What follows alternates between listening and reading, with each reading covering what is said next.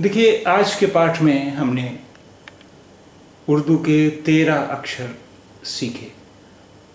ये हैं अलिफ, बे, पे, ते। यहाँ तक तो ये क्रम से अक्षर थे, अब बीच बीच से अक्षर लिए गए। दाल, डाल, रे, जे, सीन, काफ, मीम, नून, वाव। ये 13 अक्षर आज हमने सीखे हैं।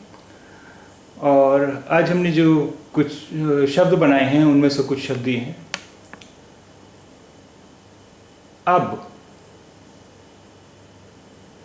अदब, अरब, अदरक,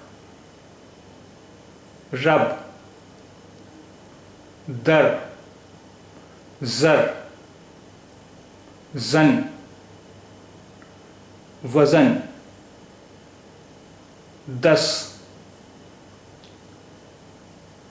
डस,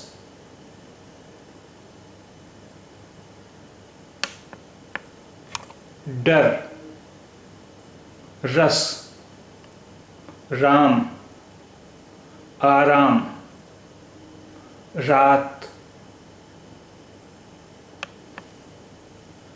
आराम, आ। ये एक सेंटेंस जो हमने सीखा है आज। आराम, आ।